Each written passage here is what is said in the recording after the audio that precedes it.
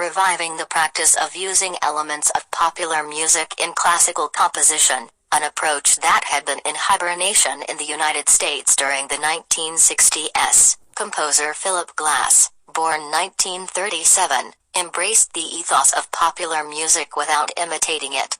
Glass based 2 symphonies on music by rock musicians David Bowie and Brian Eno, but the symphony's sound is distinctively his. Popular elements do not appear out of place in Glass's classical music, which from its early days has shared certain harmonies and rhythms with rock music. Yet this use of popular elements has not made Glass a composer of popular music. His music is not a version of popular music packaged to attract classical listeners, it is high art for listeners steeped in rock rather than the classics. The passage suggests that Glass's work displays which of the following qualities: A. A return to the use of popular music in classical compositions. B. An attempt to elevate rock music to an artistic status more closely approximating that of classical music. C. A long-standing tendency to incorporate elements from 2 apparently disparate musical styles.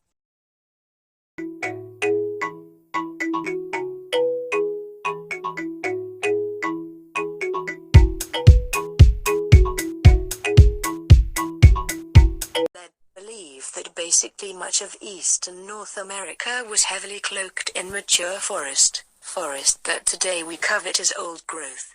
And yet at one time it was the sort of ancestral, botanical blanket that covered much of certainly Massachusetts and New England. Certainly one of the first things that happened as increasing waves of colonists arrived was the need to clear the land, and this clearing of the land is something that started, really in the form of small, subsistence farms. The timber was used for building houses, for building ships, for firewood, for all manner of things. The boulders, the erratic, the glacial erratic stones that were so much a part of the New England landscape, are today are what we find in the lattice work of stone walls that one can find practically anywhere in the landscape.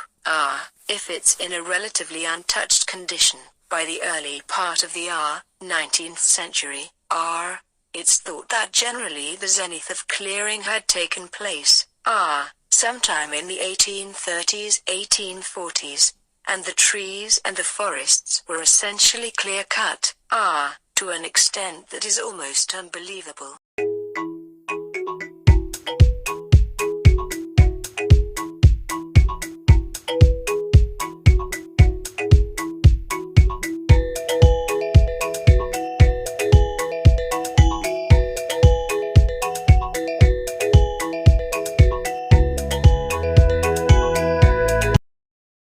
The crisis begins in the womb with unplanned parenthood.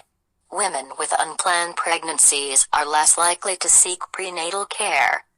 In the U.S., 80% of teenage pregnancies and 56% of all pregnancies are unplanned. The problems continue after birth, where unplanned pregnancies and unstable partnerships often go hand in hand. Since 1950, the number of single-parent families has nearly tripled. More than 25% of all births today are to unmarried mothers. As the number of single-parent families grows and more women enter the workforce, infants and toddlers are increasingly in the care of people other than their parents. Most disturbingly, recent statistics show that American parents are increasingly neglecting or abusing their children. In only 4 years, from 1987 to 1991, the number of children in foster care increased by over 50%. Babies under the age of 1 are the fastest growing category of children entering foster care. The crisis affects children under the age of 3 most severely, the report says. Yet, it is this period from infancy through preschool years that sets the stage for a child's future. What can be the possible reasons for the increasing neglect and abuse of children?